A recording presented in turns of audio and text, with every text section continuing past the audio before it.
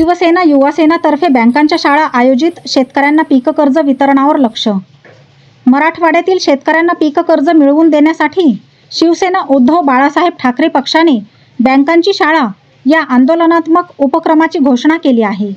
या उपक्रमाअंतर्गत जिल्ह्यातील युनियन बँक ऑफ इंडिया शाखेत शेतकऱ्यांचे कर्ज वितरण कसे केले जात आहे याबाबत माहिती मागविण्यात आली आहे. शिवसेना युवासेना जिल्हा प्रमुख शिवाजी शेजूळ यांनी या संदर्भात एक निवेदन शाखा अधिकारी यांना दिले असून शेतकरी बांधवांना आतापर्यंत किती पीक कर्ज दिले गेले, किती मंजूर आणि किती नामंजूर झाले याबाबत सविस्तर माहिती मागितली आहे.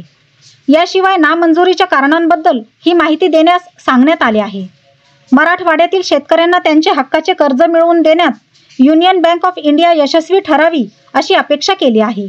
तसेच शेतकरी बांधवांना कर्ज मिळण्यास अडचणी येत असल्यास तातडीने उपाययोजना कराव्या असे त्यांनी स्पष्ट केले आहे. अन्यथा तीव्र आंदोलनाचा इशारा त्यांनी दिला आहे. आज बँकेची शाळा उद्धव बाळासाहेब ठाकरे साहेबांनी जी बँकेची शाळा घ्यायची सांगितली, शेतकऱ्याला कर्ज पीक कर्ज का मिळत नाही, शेतकऱ्याला या ठिकाणी बँकेमध्ये वारंवार चक्रा का मारत काम पडतं, त्याच्यासाठी बँकेची शाळा घ्यायची उद्धव साहेबांचे आदेश होते. त्या हिशोबाने आम्ही आज जालना युवासेना शिवसेनाच्या वतीने युनियन बँकेला निवेदन दिलं की शेतकऱ्याला एका चक्रामध्ये कर्ज मिळालं पाहिजे. आणि या ठिकाणी 1 लाखापर्यंत जे शासनाचे निर्देश आहे की 1 लाखापर्यंत फक्त एकच बॉन्ड गरजेचं आहे.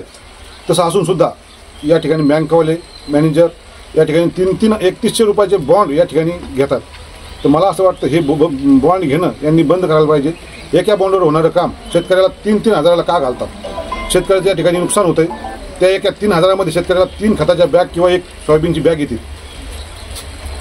हा एक मुद्दा आहे. दुसरा मुद्दा असा आहे की शेतकऱ्याचं सिव्हिल जे आहे, पीक कर्जासाठी शेतकऱ्याला सिव्हिलची गरज नाही. पण सिव्हिल का बँकवाले चेक करतात? आदेश कोणाचे? शासनाचे आदेश आहे. शेतकऱ्याला सिव्हिलची गरज नाही. मग त्या ठिकाणी शेतकऱ्याला सिव्हिल या ठिकाणी बँकेने बघितलं नाही पाहिजे. शेतकऱ्याला पीक कर्ज या ठिकाणी तात्काळ दिलं पाहिजे. असे आम्ही या ठिकाणी बँकेला निवेदन देऊन आज आंदोलन केलं.